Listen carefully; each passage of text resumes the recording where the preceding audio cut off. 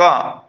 செல்வகுமாரின் இறுதிக்கட்ட தென்மேற்கு பருவமழை தீவிரம் குறித்தும் உங்களுக்கும் அந்த தீவிர மழைப்பொழிவு இறுதிக்கட்டத்தில் இருக்கும் என்பதையும், தென்மேற்கு பருவமழை வடகிழக்கு பருவமழை போலவே செப்டம்பர் இறுதி வாரமும் அக்டோபர் முன் 15 தேதியும் இருக்கும் என்பதையும், அதனைத் தொடர்ந்து வடகிழக்கு பருவமழையும் தீவிரமாக அமையும் என்பதையும், மழை எதிர்நோக்கி இருக்கக்கூடிய விவசாயிகளுக்கு மகிழ்ச்சியான தகவலாகவும், அறுவடை போன்ற விவசாயிகளுக்கு முன்னெச்சரிக்கையாகவும் இதை அறிவிக்கிறேன். வானிலை அறிந்து விவசாயம் செய்திடவும், ஒவ்வொரு அறிக்கையும் இறுதி வரை கேட்டு பயன்பெறவும் அன்போடு கேட்டுக்கொள்கிறேன். 2025 செப்டம்பர் 7 ஞாயிற்றுக்கிழமை அதிகாலை நிலவர வானிலை பதிவு. அதிகாரப்பூர்வ வானிலை அறிக்கைக்கு இந்திய வானிலை ஆராய்ச்சித்துறை அறிக்கையை பார்க்கவும். நேற்றைக்கு அரியலூர் மாவட்டத்தில் செந்துறை 45 மில்லிமீட்டர், ஜெயங்கொண்டம் 14 மில்லிமீட்டர், சுத்தமல்லி அணை 14 மில்லிமீட்டர், அரியலூர் தாலுகா அலுவலகம் 11 மில்லிமீட்டர். அந்த மாவட்டத்தில் இன்னும் பல இடங்களில் மழை. சென்னையில் அதிகபட்சமாக 92 மில்லிமீட்டர் மழை. செங்கல்பட்டு மாவட்ட மழைப்பொழிவு இன்னும் கிடைக்கப்பெறவில்லை. விம்கோ நகர் 55 மில்லிமீட்டர், கத்திவாக்கம் உள்ளிட்ட இடங்களில் நிறைய இடங்களில் மழை பொழிவு சென்னையில். மேலும் பார்த்தீங்கன்னா தருமபுரி மாவட்டத்தில் மழை, ஈரோடு மாவட்டத்தில் மழை, மேலும் கள்ளக்குறிச்சி மாவட்டத்திலும் மழை, நல்ல மழை பொழிவு பொழிந்திருக்கிறது பல இடங்களில். மதுரையிலும் மழை, திருமங்கலத்தில் 12 மில்லிமீட்டர் மழை பொழிவு. இப்படி நாமக்கல் மாவட்டத்தில் மழை, பெரம்பலூர் மாவட்டத்தில் செட்டிக்குளம் 66 மில்லிமீட்டர் மழை, ராணிப்பேட்டை மாவட்டத்தில் கலவை PWD 16 மில்லிமீட்டர் மழை, சேலம் மாவட்டத்தில் ஏற்காடு 56 மில்லிமீட்டர் மழை, சிவகங்கை மாவட்டம் திருப்புவனத்தில் 101 மில்லிமீட்டர் மழை.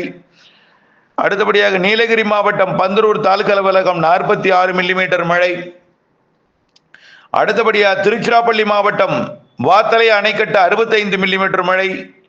மேலும் Devimangalam 32 millimetre, Samayapuram 31 millimetre, Navalur Kuttapattu 28 millimetre, Tiruchirappalli town 21 millimetre, Lalgudi 18 millimetre, Tiruchirappalli junction 15 millimetre, மேலும் பொன்மலை கோல்டன் ராக் 10 மில்லிமீட்டர், மேலும் தாத்தையாங்கார்பேட்டை, திருச்சிராப்பள்ளி விமான நிலையம், துவாக்குடி, முசிறி எல்லாம் மழைப்பொழிவு. மேலும் பல இடங்களில் மழைப்பொழிவு பொழிந்திருக்கிறது. விருதுநகர் மாவட்டத்தில் கூட 34 மில்லிமீட்டர் மழைப்பொழிவு விருதுநகரில் பொழிந்திருக்கிறது.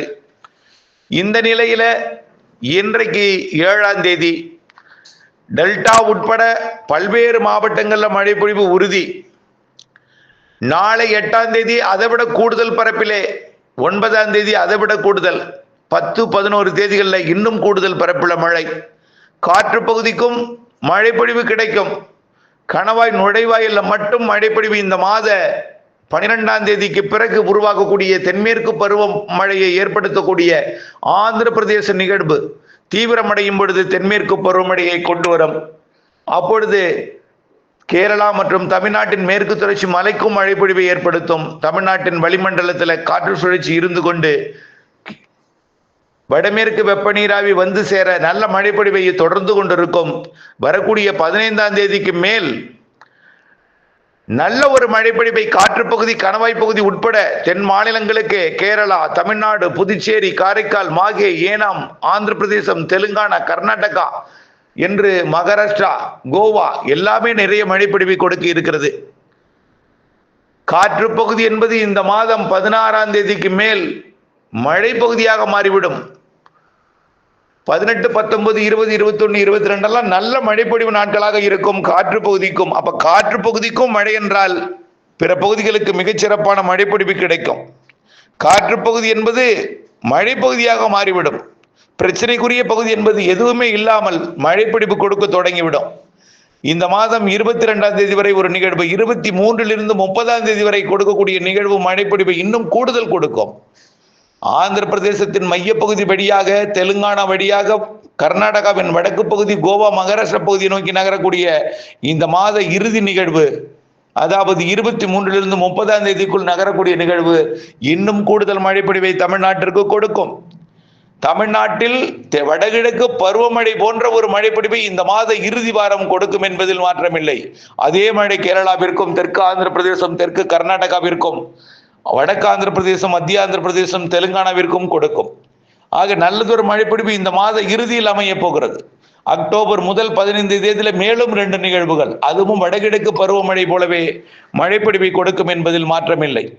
கண்டிப்பாக வடகிழக்கு பருவமழையில் எப்படி மழைப்பொழிவை கொடுக்குமோ, வடகிழக்கிலிருந்து மேகமர மழைப்பொழிவை கொடுக்கும் வகையில ஆந்திர பிரதேசத்தின் தெற்கு பகுதியில் உருவாகக்கூடிய அக்டோபர் மாத நிகழ்வு சிறப்பானது ஒரு மழைப்பொழிவை, தென்மேற்கு பருவ மழைப்பொழிவை கொடுக்க இருக்கிறது. கண்டிப்பாக இதுவரை மழை பெய்யாத இடங்களுக்கும் மழை பொழிய போகிறது என்பதில் உங்களுக்கு நம்பிக்கை வேண்டும். இதுல மழை எதிர்நோக்கி இருக்கும் விவசாயிகளுக்கு எதிர்பார்ப்பை விட கூடுதல் மழைப்பொழிவு, வயல்களிலே நீர் தேங்கும் வகையிலே மழைப்பொழிவு இருக்கும். கண்டிப்பாக விதைப்புக்கு ஏற்ற மழைப்பொழிவும், சில இடங்களிலே விதைப்புக்கு தேவைக்கு கூடுதலான மழைப்பொழிவும் இருக்கும். கண்டிப்பாக இதுல அறுவடை செய்திருக்கக்கூடிய விவசாயிகள் முன்னெச்சரிக்கையுடன் அறுவடை செய்ய வேண்டும். வானிலை ஆய்வறிக்கையுடன் இணைந்திருந்து மழை இல்லாத நாள் எப்பொழுது, எந்த மணி நேரம் மழை இருக்காது, வெயில் இருக்குமா, காய்ந்த பிறகு எப்பொழுது அறுவடையை தொடக்க வேண்டும், வைக்கோல் மற்றும் தானியங்களை எப்படி மீட்டெடுக்க வேண்டும், பாதுகாக்க வேண்டும், அந்த நாள் எது, அந்த நேரம் எது, எல்லாவற்றையும் வானிலை அப்டேட்ஸோட இணைந்திருந்து அறுவடை செய்ய வேண்டிய காலத்தின் கட்டாயத்தில் இருக்கிறீர்கள். இப்பொழுது வெயில் அடித்துக் கொண்டிருக்கிறது. ஆகவே வெயில்தான் இருக்கும், மழை இருக்காது என்ற நம்பிக்கையில் இருக்கிறீர்கள். அப்படி அல்ல, எல்லாம் மாறப்போகிறது தலைகீழாக. இதை நாம் இன்று சொல்லவில்லை, நீண்ட கால அறிக்கையிலேயே சொல்லிக் கொண்டிருக்கிறோம். அதாவது செப்டம்பர் முதல் வாரத்தில் மழைப்பொழிவு தீவிரம் குறைந்திருக்கும், வெயில் அதிகரித்திருக்கும். 2வது வாரம் முதல் மழைப்பொழிவை கொடுக்கும். 8ஆம் தேதி முதல் மழைப்பொழிவு தீவிரமடையும். 6ஆம் தேதியிலிருந்து ஆங்காங்கே மழைப்பொழிவை கொடுக்கும் என்று சொன்னபடி நேற்றைக்கு 13 சென்டிமீட்டர் செஞ்சி அருகே பொழிந்திருக்கிறது. 135 மில்லிமீட்டர் மழை பொழிந்திருக்கிறது. இன்னும் கரூர் மாவட்ட காவிரி கரையோரத்தில் கூட 9-8 சென்டிமீட்டர் வரைக்கும் மழை பொழிந்திருக்கிறது. இப்படி மழைப்பொழிவுகள் இது தொடக்கம்தான். தொடக்கம் படிப்படியாக பரவலாகவும் படிப்படியாக தீவிரமடையும். இந்த நிகழ்வை காட்டிலும் அடுத்த நிகழ்வு, அடுத்தடுத்த நிகழ்வுகள், ஒவ்வொரு நிகழ்விற்கும் மழைப்பொழிவு அதிகரித்து கொண்டுதான் இருக்கும். பரப்பிலும் அதிகரிக்கும், மழை பொழிவிலும் அதிகரிக்கும், மழைப்பொழிவு நேரமும் அதிகரிக்கும். கண்டிப்பாக உங்களுக்கு நீரை சேமிக்கும் வகையில, பண்ணை குட்டைகளை நிரப்பும் வகையில மழை இருக்கும். பல நிகழ்வுகள். ஆகவே அறுவடை விவசாயிகளுக்கு இடையூறு கொடுக்கும் மழையாகத்தான் தெரிகிறது இந்த ஆண்டு.